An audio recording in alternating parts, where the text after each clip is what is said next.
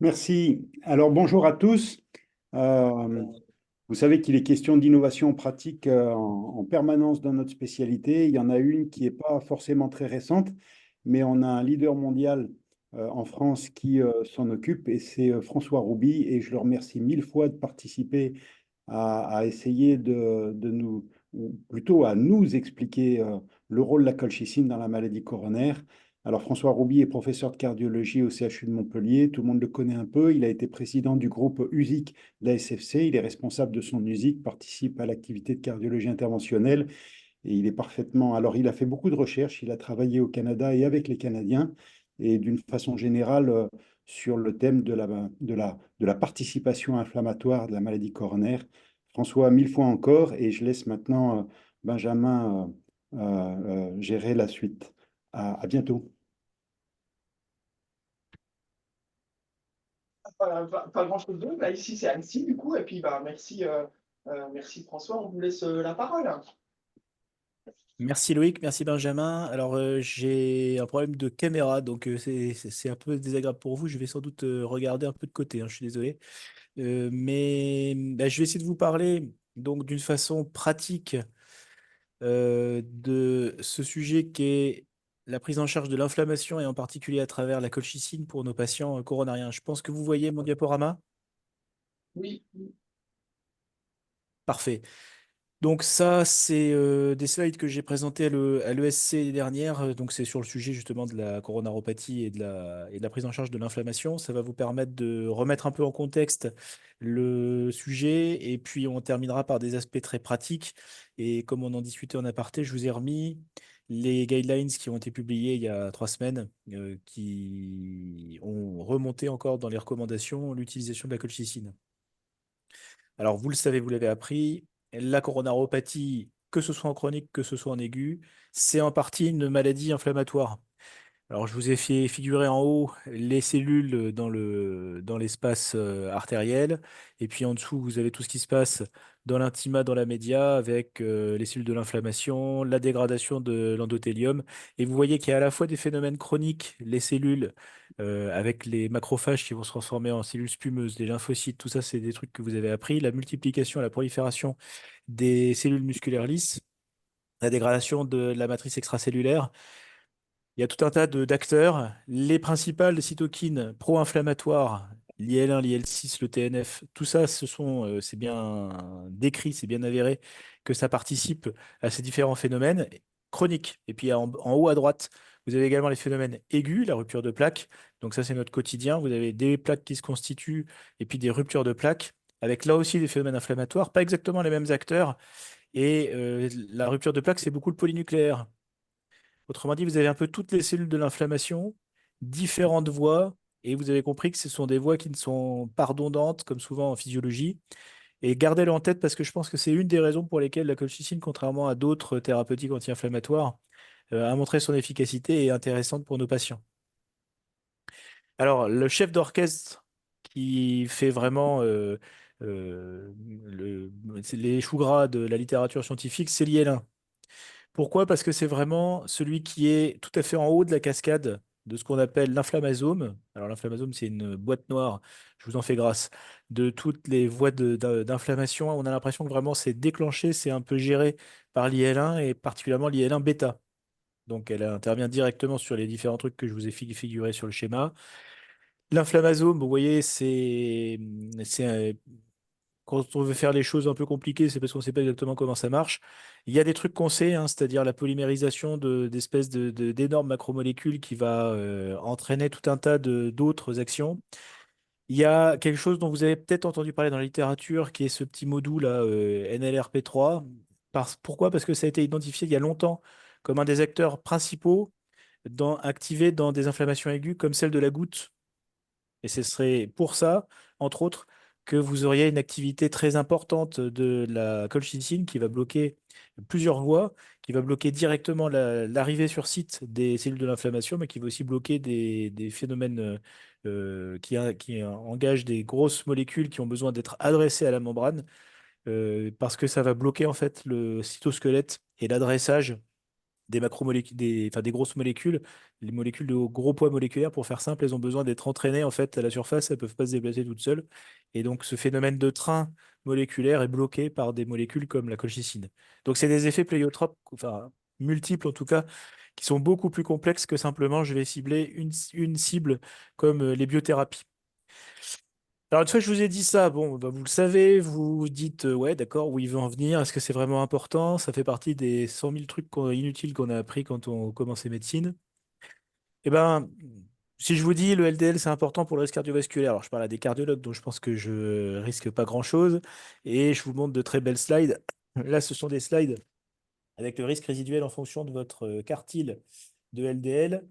Et on est bien d'accord que le quatrième quartile, il a un surrisque très important par rapport au petit quartile. Ça, c'est dans la population générale, avec un poids qui est important, 15% de plus dans le quatrième quartile. Si on regarde maintenant la CRP, même réflexion, bah là, le poids, il est beaucoup plus important puisque c'est pas 15%, mais 140% de plus de risque pour les gens qui sont au quatrième quartile de CRP. CRP, ultra sensible population générale. Autrement dit, enfin, c'est pas population générale parce qu'ils sont déjà sous statine. Autrement dit, ce sont des gens qui ont des CRP peu élevés, hein. Ils ont 3 ou 4 de CRP ultra-sensibles. Et ça suffit à qu'ils aient un risque très élevé par rapport aux autres. Alors ça, c'est une slide empruntée au pape de l'inflammation nord-américain qui s'appelle Paul Ridker, qui par ailleurs a breveté un certain nombre de choses sur la CRP. Donc je suis toujours un peu, euh, pas critique, mais enfin Non. modéré sur l'utilisation de la CRP dans cette approche. Toutefois, cette slide-là, elle est très intéressante. Maintenant que je vous ai dit ça, vous allez me dire, bon, bah donc la CRP semble avoir l'inflammation, hein, parce que c'est jamais que le marqueur de l'inflammation, semble avoir un poids. Et effectivement, si vous regardez, ça c'est le risque résidu, le risque coronaire chez des gens qui sont déjà sous statine. Eh bien, vous avez en haut, tout à fait à droite, bah, les mecs qui sont à la fois inflammatoires et qui ont un LDL au-dessus de la cible. On avait pris un LDL à 0,7. Donc là, bien sûr, ils ont le risque maximum. Mais si vous avez un LDL bas, vous vous dites, bon, bah, c'est bon, j'ai fait le job en tant que cardiologue. Ça répond exactement à la question de Loïc tout à l'heure. Bah non, vous n'avez pas fait le job. Parce que si vous restez inflammatoire, vous avez un surrisque qui est proche de celui qui a un LDL contrôlé. Et inversement, si vous avez un LDL contrôlé ou pas contrôlé, dès lors que vous avez contrôlé l'inflammation, vous avez un risque beaucoup plus bas.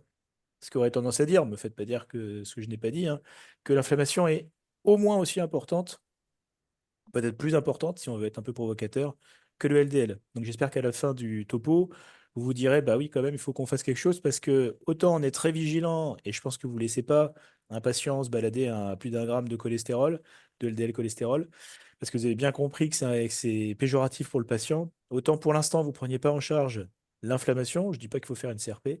Donc je pense que ça va peut-être faire bouger les lignes. Alors, il y a des gens qui y ont pensé depuis longtemps, et on retrouve notre ami Ritker, qui a publié la première étude qui a montré l'efficacité d'une thérapeutique, d'une stratégie anti-inflammatoire chez nos patients coronariens.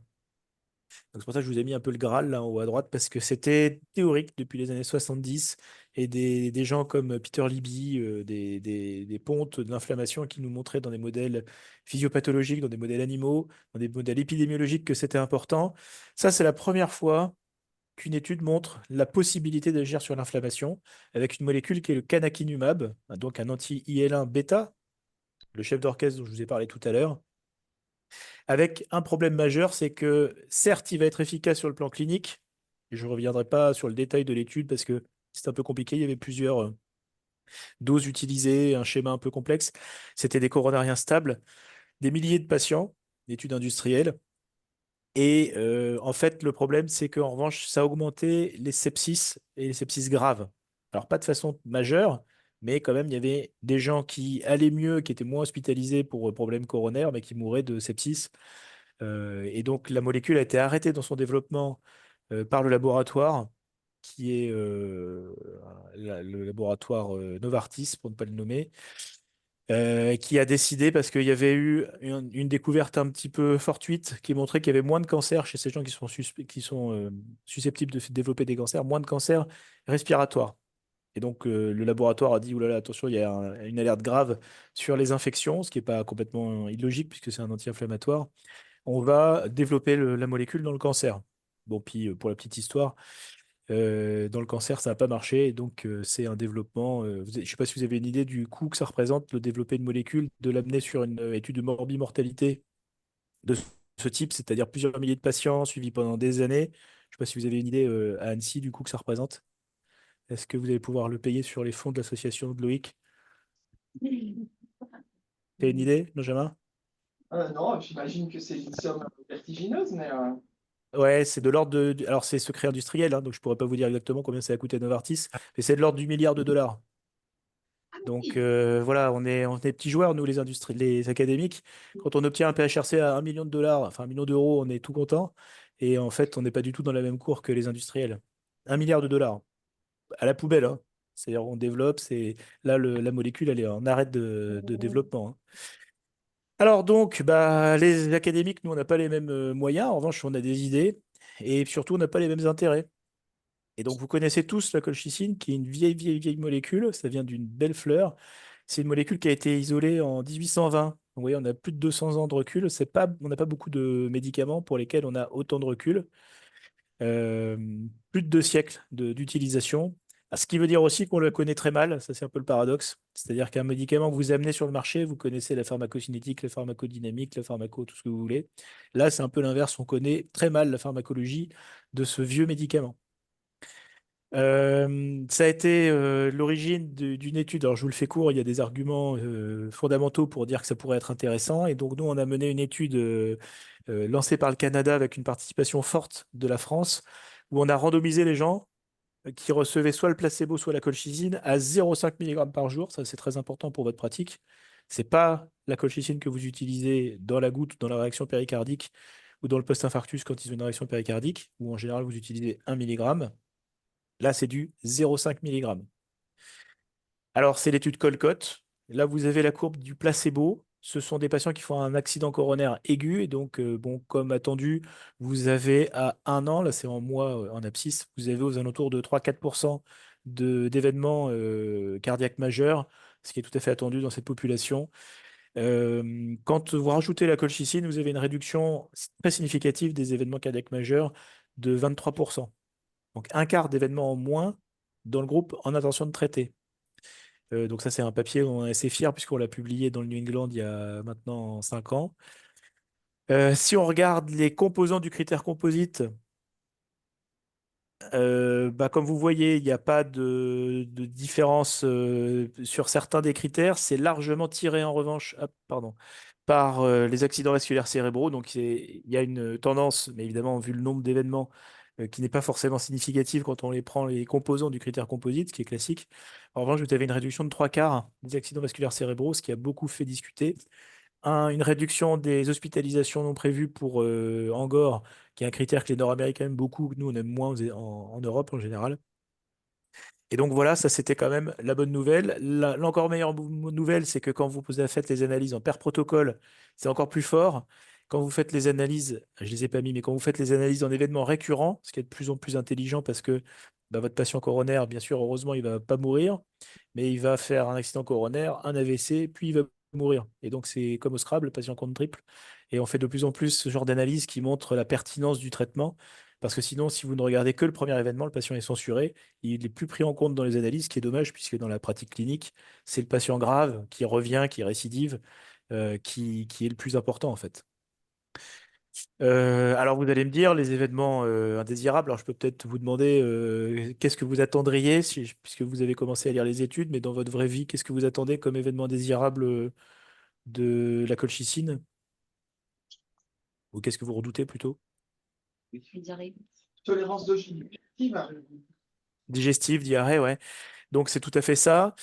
Alors, est-ce que c'est le cas? Alors, évidemment, nous, l'inquiétude, c'était quand même beaucoup sur les infections.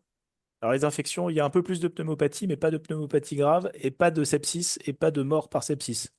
En tout cas, pas plus que dans le groupe placebo.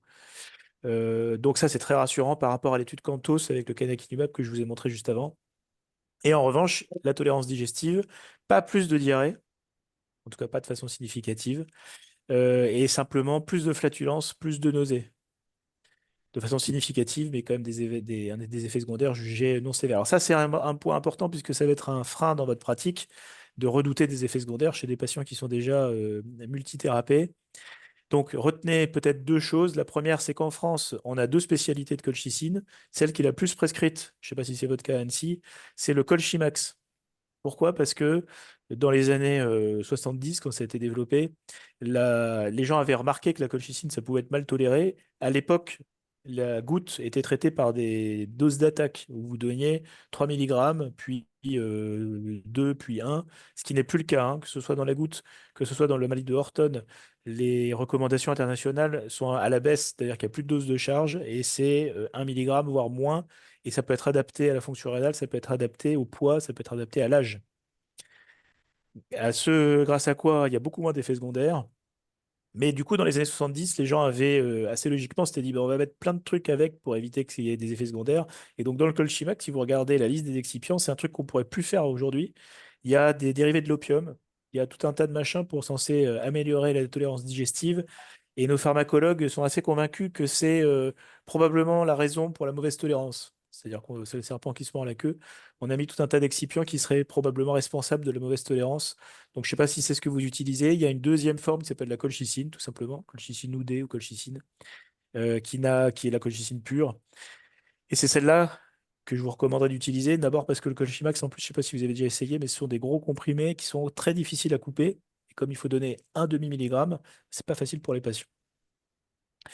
Deuxième étude, donc nous, on a été la première étude. Il y a eu beaucoup d'encre qui a coulé. On attendait beaucoup que l'étude internationale d'un autre groupe. Donc l'étude Colcott, c'est une étude initiée par le Canada avec une participation internationale. La France est juste derrière le Canada en termes de participation.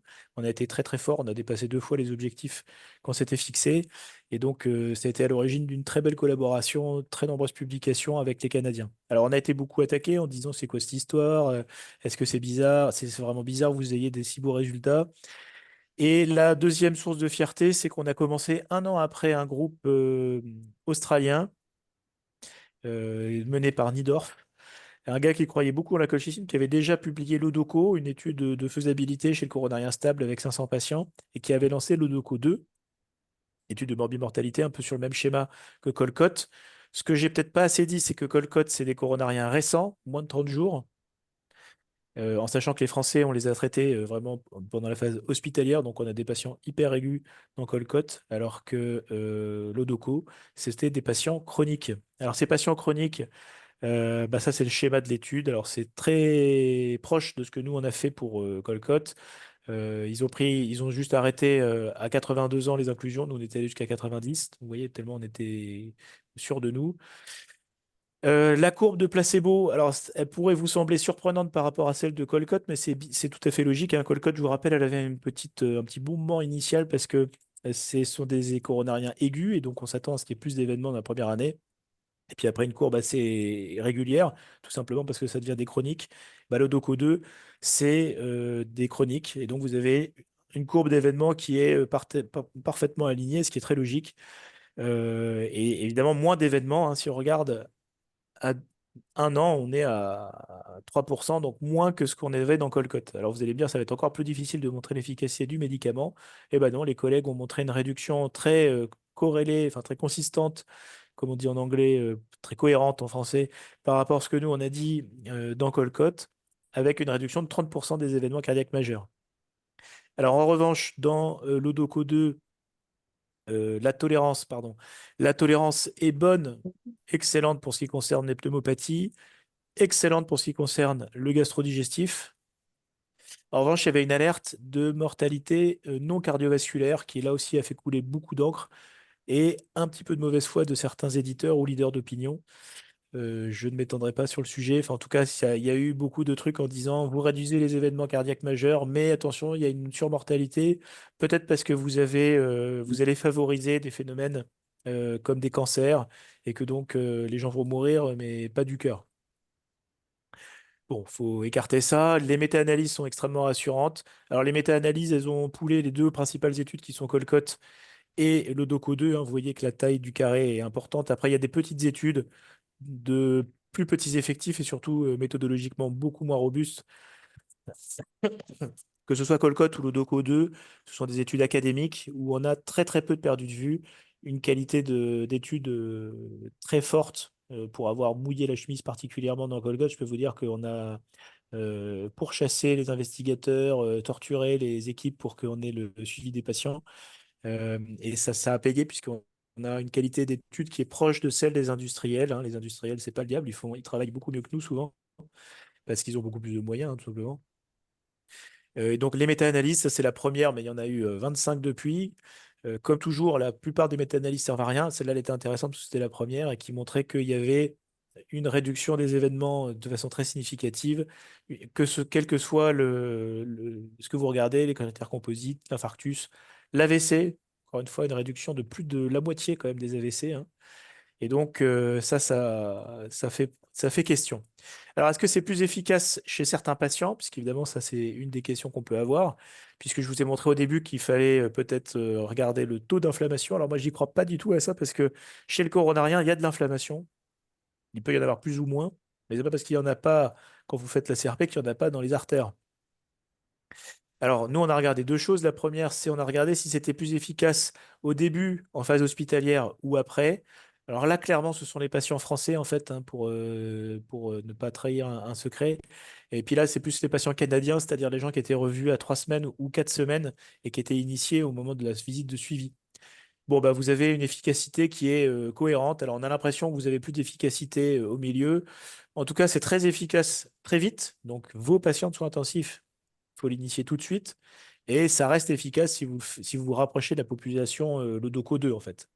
C'est un peu ça l'idée de cette slide. Deuxième slide, alors là, c'est l'autre message. Alors, je ne sais pas combien j'en suis dans les take-home message, mais ça, c'est un message important. C'est que quand même, il y a des sous-groupes qui ont un Oui. statut pro-inflammatoire qui en tireraient davantage bénéfice, et en particulier les diabétiques. On a fait une sous-analyse chez les diabétiques avec seulement, enfin un peu moins de 1000 patients, où là les courbes sont, alors évidemment, sont plus hachées parce qu'il y a moins de patients, mais la différence est majeure, réduction de plus d'un tiers des événements cardiaques majeurs avec une toute petite population de 1000 patients. Donc ça, c'est vraiment intéressant pour nous. Et ça nous a amené à faire une deuxième étude qui s'appelle Colcott T2D. Et alors, je ne sais plus, Loïc, si on en avait discuté, mais je vous retends la perche si ça vous intéresse, puisque cette fois, ça sera de la prévention primaire. Prévention primaire, ça veut dire que ce ne sont pas trop des patients que moi, en tout cas, je vois au CHU, que souvent les cardiologues ne voient pas trop quand même, parce qu'ils sont vus par les diabétos, ils sont surtout vus par les médecins généralistes. Et donc, on commence en 2025 une étude en prévention primaire chez le diabétique qui recevra ou non, alors il y a des critères un peu de sévérité du diabète ou d'ancienneté du diabète, qui recevront de la colchicine pour voir si on arrive à réduire les événements chez ces patients à haut risque. Donc, si vous êtes intéressé, on pourra en rediscuter, bien sûr. En particulier, si vous êtes structuré avec les soins primaires, les médecins généralistes, etc. En sachant que c'est une étude nationale où il y a déjà des réseaux de généralistes qui sont impliqués. Et de toute façon, il faudra qu'on s'appuie sur les centres experts comme le vôtre pour les aider ou pour mener l'investigation. Donc ça, on pourra en reparler secondairement. On a mené une étude, alors cette fois franco-française, pour voir si on était capable de réduire la taille d'infarctus. Petite étude, étude d'imagerie, quelques centaines de patients, c'est pas du tout le même poids, où là, en revanche, on n'a pas montré d'efficacité du médicament pour réduire la taille de l'infarctus. C'est toujours dans l'hypothèse de l'ischémie-reperfusion, vous savez, hein, le réseau national qui a beaucoup travaillé dans les suites enfin, avant et après, Circus, la cyclosporine, etc. Donc ça, c'était avec les collègues de Lyon que l'étude avait été menée. Décevante de ce côté-là. Alors nous, on n'a pas baissé les bras. On a continué chez la souris où on montrait qu'on avait une protection de certaines populations que vous connaissez pas trop, qui sont les neurones. En fait, au niveau cardiaque, il y a beaucoup de neurones, il y a une innervation importante. Et les cellules les plus fragiles du cœur, bah, c'est les terminaisons nerveuses. C'est parce que c'est des cellules fragiles qui ont des longues prolongations et qui vont mourir très vite. En fait, au moment, il y a une dénervation cardiaque qu'on connaît très bien en scintigraphie. On ne sait pas trop quoi en faire à part stratifier le risque rythmique. Et ce qu'on a montré chez l'homme, c'est que de la même façon qu'on était capable chez la souris de réduire la mort neuronale, la dénervation, on est capable de réduire la dénervation en scintigraphie. Donc ça, c'est un papier publié très récemment, vous voyez, au printemps, dans l'European Heart Journal, pour montrer cette efficacité chez l'homme. Donc ça serait peut-être un lien pour expliquer la réduction des AVC. Réduction des AVC qui peut passer par différentes choses. Alors, est-ce qu'il y a moins de FA? Parce qu'on avait montré que la colchicine réduisait la FA dans le post-op, par exemple. Est-ce qu'il y a moins d'hypertension? Est-ce qu'il y a moins d'énervation avec un trigger d'arythmie? Voilà, il y a plein d'hypothèses possibles dans l'AVC. Alors, du coup, ça touche à sa fin, je vous rassure. Où est-ce qu'on en est dans les guidelines? Alors, j'ai ma petite fenêtre qui me gêne. 2021-2023, les guidelines que vous aviez lus, on peut les relire ensemble, c'est intéressant, l'évolution politique de l'ESC. Petite dose de colchicine, 0,5 mg par jour, donc ça c'est quand même important. Peut être considéré, enfin pourrait être considéré, et chez des patients en prévention secondaire, en particulier avec des facteurs de risque insuffisamment contrôlés ou en présentant des événements récurrents, malgré une thérapeutique optimale. Donc ça veut dire quoi? C'est le patient, moi c'est ce que je faisais déjà, patient multitronculaire jeune, patient qui récidive. Et on en a évidemment, hein, des patients qui reviennent pour accident coronaire alors qu'ils ont déjà été stentés. Et donc, c'était des gens à qui on le proposait déjà. Ça, c'est 2021. 2023, c'est à peu près la même chose. Pourquoi ils disent ça? Parce que dans les analyses d'événements récurrents, c'est là où on tire le plus bénéfice de la molécule. Mais enfin, il n'y a pas beaucoup de médicaments. Vous avez une réduction d'un tiers des événements cardiaques majeurs, hein. Ça aurait été un industriel, je peux vous dire, vous le prescririez déjà en pratique quotidienne parce que vous auriez le délégué derrière vous qui non seulement vous offrirait le café, mais vous rappellerait le message régulièrement, ce que nous, on n'est pas capable de faire. Puis on s'est un peu fait savonner la planche par certains collègues pour des raisons de conflit d'intérêts et de développement de concurrents, en fait. Les Américains qui sont souvent plus pragmatiques, chez les patients avec maladies chroniques, la colchicine en prévention secondaire peut être considérée pour réduire les 1 et le niveau de recommandation est sensiblement le même. Alors le niveau de preuve, bien sûr, est A puisque vous avez 13 000 patients dans des études randomisées, donc un niveau de preuve évidemment très fort. Ça, c'est les guidelines, c'est-à-dire les sociétés savantes. Les agences réglementaires. Alors, les agences réglementaires, encore faut-il qu'il y ait quelqu'un qui dépose le dossier. Alors, les collègues canadiens ont fait le job. Santé Canada, Health Canada, a reconnu, donc il y a une équivalence d'AMM, si vous voulez, au Canada pour ça, donc chez les adultes, pour réduction des événements cardiaques athérothrombotiques, en addition des traitements recommandés, y compris les statines et les antiagrégants. Donc, vous voyez que l'indication est extrêmement large, pas de restriction, en particulier pas de restriction sur l'âge.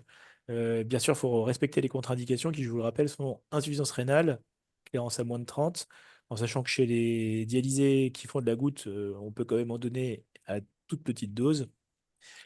Et la FDA, qui est censée être l'agence réglementaire la plus stricte au monde, bah, il y a des collègues des collègues nord-américains à la retraite. Ils s'en sont fait un cheval de bataille, ça c'est assez beau quand même.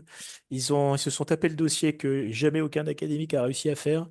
Et ils ont obtenu l'approbation aux États-Unis avec colchicine 0,5 mg pour réduire donc le risque d'infarctus, d'AVC, de revascularisation, de mortalité cardiovasculaire, donc le critère composite que je vous ai montré, hein, ça c'est très logique, il colle aux études, chez des patients avec maladie athéroscléreuse avérée et facteurs de risque cardiovasculaire. Alors vous allez me dire, bah, c'est très bien, mais nous on est en Europe, on s'en fout de ce qu'ils disent les Américains. Bon, d'abord, c'est pas tout à fait vrai. Et puis, surtout, et ça, c'est la nouveauté, c'est il y a 3 semaines, ça a été remonté dans les recommandations internationales européennes. Ça, c'est les guidelines publiées. Je vous fais la capture d'écran il y a 3 semaines. Chez les patients, donc on va le relire ensemble parce que vous allez voir que le libellé est tout à fait différent. Et chez les patients coronariens, alors pour répondre à la remarque de Benjamin, c'est effectivement chronique. Avec maladie athéroscléreuse, la petite dose de colchicine, 0,5 mg, doit être considéré, devrait être considéré, should be. On n'est plus dans le may, pourrait, peut. On est dans le should, c'est-à-dire que ça, c'est une recommandation forte, ça devrait être fait pour réduire les infarctus, les AVC et la nécessité de revascularisation.